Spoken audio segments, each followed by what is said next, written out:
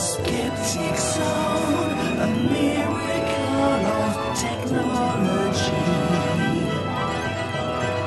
A universe of reason, the Skeptic Zone.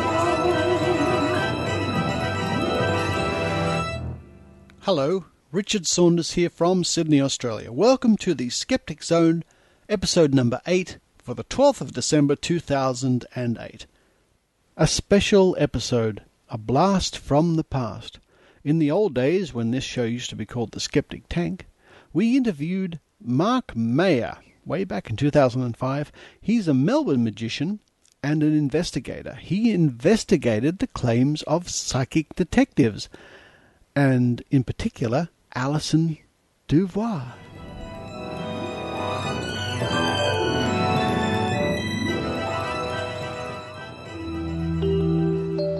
Mark Mayer is a Melbourne-based mind illusionist. Mark began performing magic professionally at Cafe Crypt in Exhibition Street in Melbourne. He now performs at leading corporate and private events nationally. In his performance, he explores the mysteries of the human mind and brings together a mix of humour, magic, ESP, and mind reading. Mark has appeared on national television, including A Current Affair, Mornings with Carrie Ann, Good Morning Australia, and In Siberia Tonight, as well as numerous radio stations, major daily newspapers, magazines, and websites. Before making magic his life, Mark was a Qantas airline pilot. He now combines a pilot's fastidiousness with a performer's flamboyance to great effect and presents his mind illusions in his own unique and trademark style. And joining us here is Melbourne illusionist Mark Mayer. Hey, Mark, great to see you. Now, we better get stuck into the subject, psychic detectives, and I believe that you have been researching the subject to some extent. Well, I have, Richard, yes. Specifically, I've been one called Miss Alison Dubois, or as we like to call her, Alison Dubious. She has been the top favourite right now of the media and one of the most famous in the world right now, calling herself a psychic detective. And so, yes, I did some research and some detailed debunking of her for her recent trip out here to Australia. She was out here promoting her book called Don't Kiss Them Goodbye.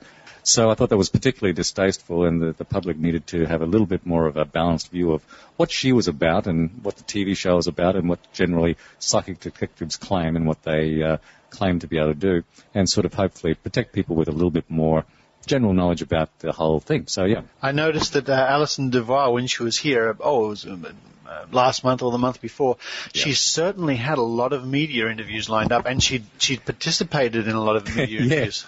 And she also hid from a few too, Richard. Really? I had a little bit of a media profile going myself. I had, I think I did about 7 or 8 interviews over radio. A number of them were supposed to be at the same time with Alison. I was supposed to be on John Fane's show with Alison, but unfortunately the scheduling, that didn't come to fruition. And there was 2 other ABC radio interviews that we were supposed to be on at the same time and have a little head-to-head. However, mysteriously, she got sick for both of those interviews and wasn't able to participate. But yes, there was quite a bit of media interest, and it was unfortunately all very soft interest. They gave her a completely free ride without any critical interviewing at all. Her series of TV shows, which was called Medium, was based on basically a series of misleading claims and innuendo, and that was all done to create a false position of credibility and authority. It means that the series was created by her claiming that she's worked with police and claiming that she's a criminal profiler, claiming she's a research medium, and then those claims not being really questioned or anything, and from those claims then being able to make a actual false credibility, like, oh, I'm an authority on this subject, and then from there a whole TV network and studio making a show about it. However, the real fame and profile is created on, or the truth of her show, Medium, is created on basically lies and deception, and it really quickly unravels if you put a little bit of scrutiny to it. She, as most of the psychic detectives, offers not a single shred of verifiable evidence, and I can get specifically to some evidence that she does claim to have in her book, Don't Kiss Them Goodbye, right. Which we'll come back to, which is a really interesting piece. It ends up being the same old anecdotal stories and accounts made up by her and her associates with no actual follow-up proof. The media, especially the tabloid media, the last thing they're going to do is question that. As far as they're concerned, it's absolutely true. Well, it's absolutely true, and plus it's great for business. See, this is one of my contentions with the psychic industry. Psychic phenomena throughout history is a wonderful business, and now with our modern media with radio, television, internet, and reality TV, etc., psychic shows, psychic informations, anything psychic is big, big bucks. You look at any time Oprah has anyone to do with psychic or connecting to the side, it's a huge bumper show. So the tabloids want to perpetuate any myths and want to perpetuate any things like this purely because it's great for business with no responsibility, really. And I just must preface something here that I just remembered. Everything I'm saying now is prefaced with "I believe," due to any litigation or anything from the think tank having to bail me out of the High Court of Australia. Everything I say is "I believe" these statements to be true. Whether be sued or anything else, well, that's the management and staff do not necessarily take any of that. Exactly. So but, tell me more about what you perceive to be the case. What I perceive to be the case. Well, Alison has two, and most of the psychic detectives are in the same ilk as this. So I'm not just talking about Alison, but most of them claim some very major claims, and hers specifically are as follows. She claims to be a criminal profiler and a research medium.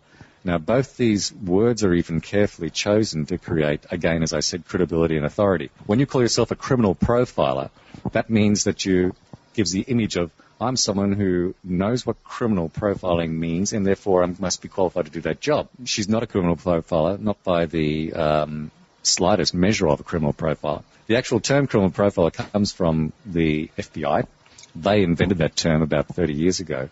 And it's very, very basic form. To call yourself a criminal profiler, you have to have studied forensic science or psychology or police investigation methods.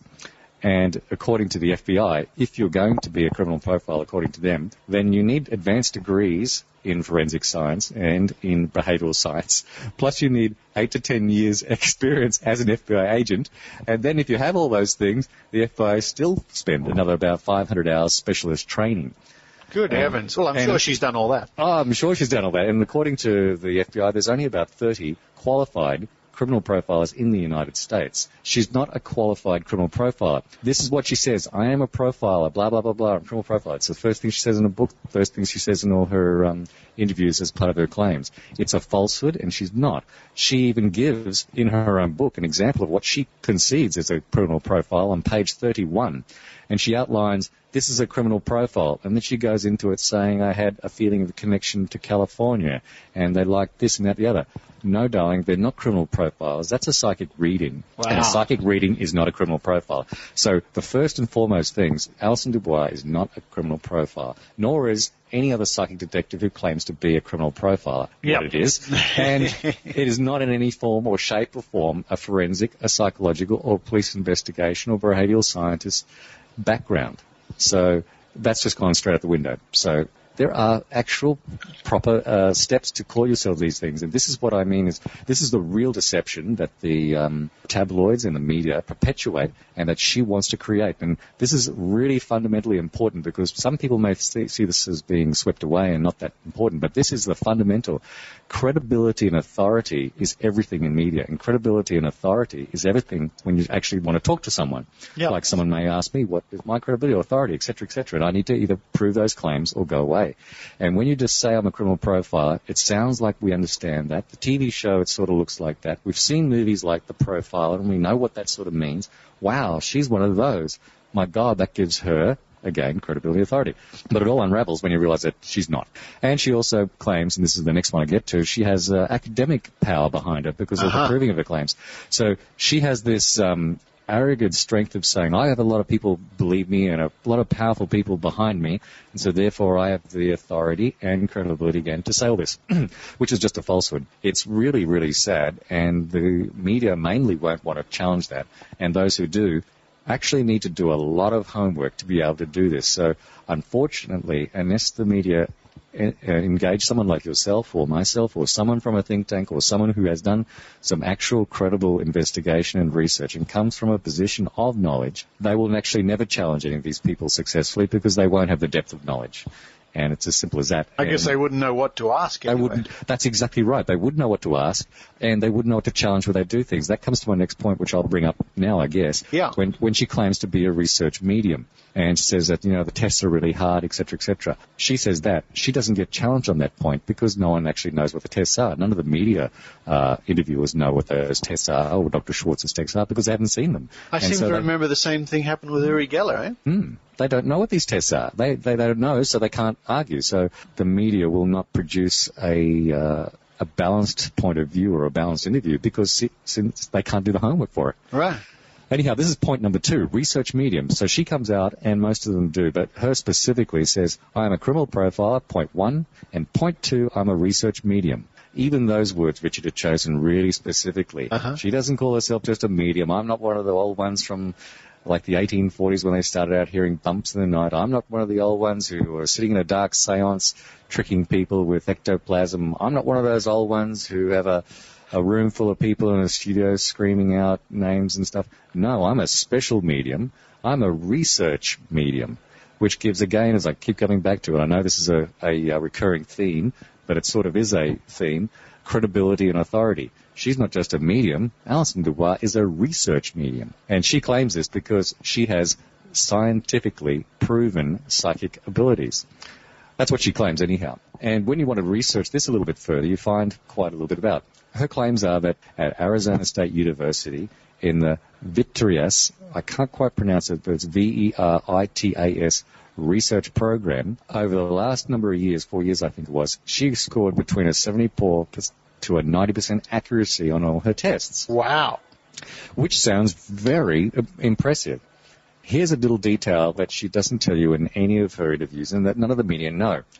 Alison plays an active role in directing and executing the tests. So that's an analogy of, let's have a bunch of schoolboys, like I was a beautiful, perfect schoolboy when I was 15. Yeah. And let me set the test with my friends, then let me supervise us doing the test, and then let me mark the test later. Do you think I might get between 74 and 90% accuracy? I think that was my mistake in high school. Maybe I should have done that. Look, I know I'm being a bit facetious, but this is actually by her own words. If you look at her, this is not stuff I'm making up. If you look at the last page of her book in her own handwriting, it says, Alison takes an active role in the direction and execution of the tests. So this is not just me making this up. I can verify this in her own words. That firstly puts the scientifically proven psychic abilities into question. Yeah. But let's look at who does these tests. We have a man called Dr. Schwartz. And I'll preface this, I believe. Dr. Schwartz, I believe Dr. Schwartz to be a crackpot. Now, that's just an I believe. Is that a technical term? That is a technical term. That's when you get a pot full of hot water and drop it and it cracks and then everything leaks out.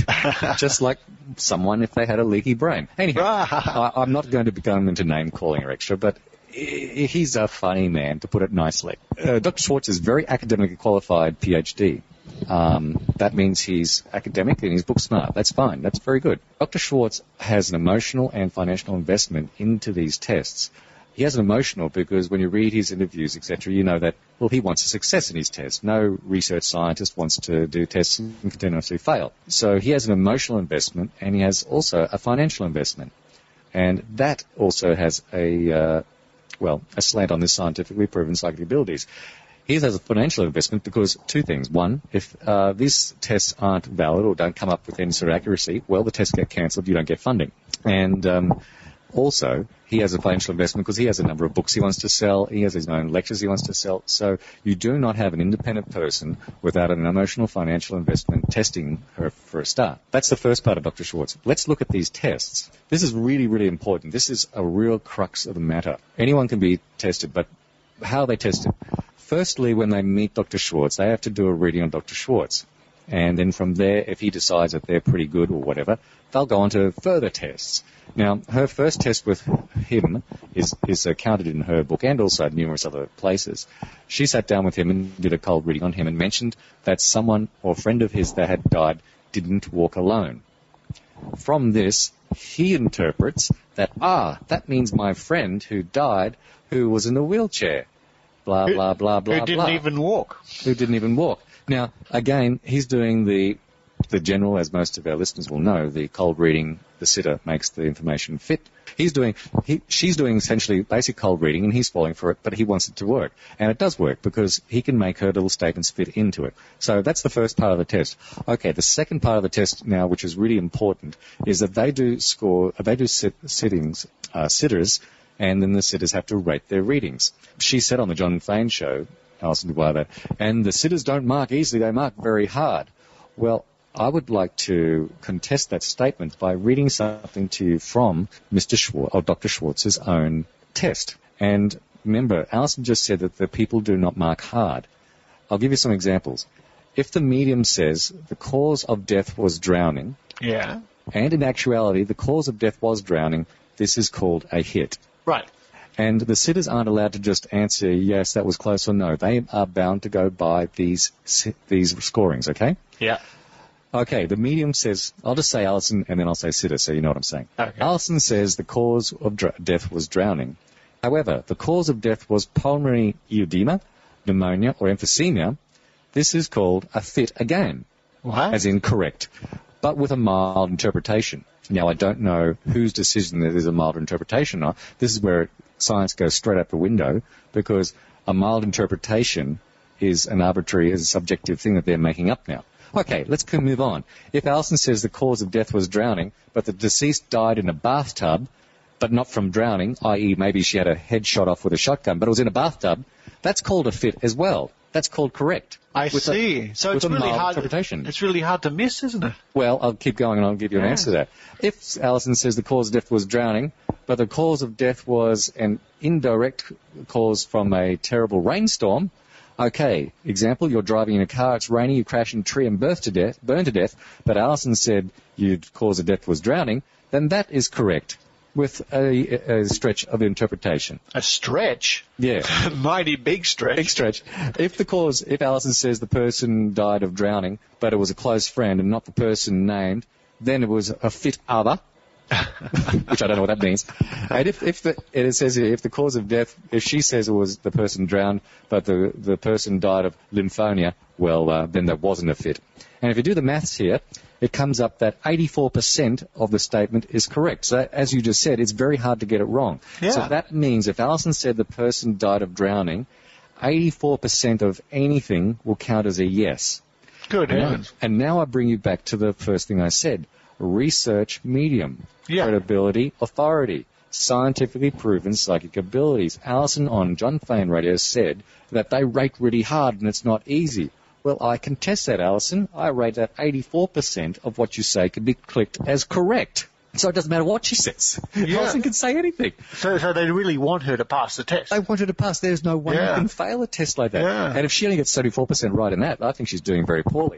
Let's ignore all that. Because she also says, and now I'm going to put you on the spot here. She also says that she's worked with the Texas Rangers. Now, how can you dispute that? Well, she does, and the only way to dispute that is to ask the Texas Rangers themselves, which I did. Oh, you did? Yes. Oh. I spoke to the Public Information Officer, Lisa Block, and they stated flatly that they've never worked with her. In subsequent askings, Alison has said, yes, I have, and they met me there, and it was just like the TV show. Well, this has to come back down to she said, he said. Alison claims that she's worked for the Texas Rangers. The Texas Rangers themselves say, no, we never did. You've got to decide to believe someone. Well, I wonder who I would believe in that situation. Well, especially when it comes up again when she said she worked for the Glendale Police. Yeah. And the Public Information Officer there, Michael Pina, says we also haven't worked with her as well. She also said she was training to be a district attorney for the Maricopa County's Attorney's Office. She wasn't. She was an intern working for the Maricopa County's office as a paper shuffler, and that's where it all started, because she wasn't studying law. She was studying history. I've got it here somewhere in my little ideas. I can't remember exactly. She was studying, I think, history and something else, and I should know this off by heart, but I don't know this off by heart. She wasn't studying law, but she was working in the office doing paperwork and was handling photos of victims of crime, that she suddenly got these flashes and how she suddenly knew where the bodies were and all that sort of stuff. That's what the story goes. It also amazes me that after her whirlwind tour of Australia, haven't heard a peep. Not No, a peep. I mean, you where's all won't- the crimes yeah. she's just solved in the last week? And Oh, everything? exactly. Well, that's exactly the thing. The whole TV show is made up of the first one, and then the first show, which was the Texas Rangers, and the second show, which was the Glendale Police. After that, they're all loosely based on things that have happened in her life. Well, I'd say what things? Things she dreamt up, things, they're not based on fact at all. Look, there's a few things interesting about her and psychic detectives I should cover just quickly for you. Yeah. Is that okay? Yep. In my opinion, and this is again as I believe, that these psychic detectives, her and the others, deliberately target high-profile cases for again their own credibility and authority, and particularly missing persons and victims of violent crime. This sells really well to the public, and it sells really well to our, I guess, fascination with death and dying, as long as it's not someone close to us. So they make good money out of it, and often the best heartstrings to pull are children. And you'll notice with the Beaumont children, Daniel McCone, Carmen Chan, they've all done these cases on that other disgusting program, Sensing Murder. However, no one's been found, there's been no television follow-up saying, wow, from Carmen Chan's show from Sensing Murder, we've now found from that evidence. These shows are self-evident that they're full of rubbish because there hasn't been any follow-up of any discovery. Nothing. They're proving themselves that they They've don't gone work. strangely quiet. Out of all those Sensing Murder shows, there's been... you'd think they'd come back and say, well, it's been 2 years now since the first episode, and gee, we haven't found a damn thing. And the dreadful thing about this, apart from the so-called info entertainment that this ends up being, those that are desperate and emotional are sitting there hanging by this terrible thread, hoping that maybe there's something to have here. People forget for a moment, and when you're watching Psychic Detectives or seeing Alison Dubois, this is not the real thing about this, that there are people out there suffering probably the most dreadful grief there is of their children or their wives or daughters missing or murdered by people unknown, and then waiting to find out what happened. And these people are left in this desperate emotional state and this vulnerable situation, and these psychic detectives are claiming all sorts of things and exploiting them to the max, which is just so dreadful. And they say, we don't do it for a fee. Of course they don't. They do it for profile. And they get such a profile out of it. You look at any of the women's magazines, etc., they've got those guys, Russell, whatever his name is, etc., making themselves famous and making themselves wealthy out of these people's misery and pain, which I think is just so aghast to anybody who's got any value of life. It's true, but you know that misery and pain have always sold well in history. They do. But I mean, I've got nothing against a good horror movie, because you can choose to go to that, or a scary movie, or even a good horror book, or a criminal detective fiction show. You have a choice of dialing in or dialing out of that. And we know it's fiction, and horror and pain will sell. But when you start capitalizing on this, it just gets so wrong. But she has a go at skeptics, and it's interesting, along with what they say. She says skeptics, and a lot of these psychic detectives say the same things, that if we don't believe in an afterlife and we don't believe in life after death, well, I can't help you. Well, not all skeptics believe that, and a lot of them have their own private thoughts anyhow. And to package all skeptics in the same thing is, again, by her, very, very convenient to put us all in the same spot. Oh, it is very convenient. And then, especially when she's on the chat shows and whatever, she can write off the skeptics in one sentence. One sentence, and then that undoes it all. But I'll throw back a few things at her. Firstly, she loves throwing words at the skeptics. She uses the words, skeptics have vile, repelling energies. And that's on page 116 of her book. I didn't know I had a vile and repelling energy. I have to go and have another shower. She talks about another famous moron skeptic on page 100. And she says, so this is nice name calling, so that's good. And she says on page 112, and I cannot believe proofreaders didn't fix this up, she says, remember, it was skeptics who insisted that the world was flat. Oh, yeah. On 112. Alison, I think you got that 100% the wrong way around. It was skeptics who said the world was round. Or at least the skeptics questioned if the world was flat. That's right. Yeah. So on page 112, she screams that skeptics are such bad, nasty people. And remember, and I'm just turning to the page here because that's from my memory. Oh, yeah, I see, But, looks like a good book. 112, she says, yes. These are and angry skeptics are the same people who insisted the world was flat. Angry skeptics. Angry skeptics are the same people who insisted the world was flat. Well, Alison, that is wrong. That is so funny. It would be funny if it wasn't so sad. She also claimed that, Randy with his $1 million didn't exist, and she can't see that it exists, etc., etc. And while I was doing my interviews, I went actually to the 990 section of the IRS, which is the Internal Revenue Services, paperwork for where they keep all non-profit organisations' paperwork and tax returns.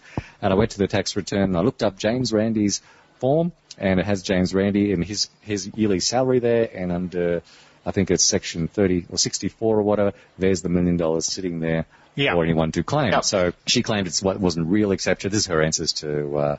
they all claim that. They all claim that it's not real, and Randy's having them on, but it's there and it's legal and it's documented. It's legal, and she's also said that he'll be broke if I proved him wrong, etc. And I said, well, for the radio interviews, I said, no, he'll still get his pay because there's his paycheck there for every year, and plus he'll even be more famous. So, she's been living this story since she was 6 years old. And she's exposed her family to it, and she has fame in television shows. She is married to this story completely. So whatever we come up as skeptics, we're not going to actually ever convince her or the hardcore, but we will be able to maybe attack and crumble some of her major claims to the rest of the thinking public. She's not a criminal profiler. She's not a research medium. She has not solved any cases, nor worked with law enforcement. As most psychic detectives, she's based it on targeting the most vulnerable people, and she has no answers for the skeptics. If that answers a few questions for you, Richard. That's fantastic. Well, Mark, thanks for coming in. It's been great to talk with you. I hope our listeners got a lot of interesting benefit out of that. No, it was an absolute pleasure, Richard. You've been listening to the Skeptic Zone. Visit our website at www.skepticzone.tv for comments, contacts, and extra video reports.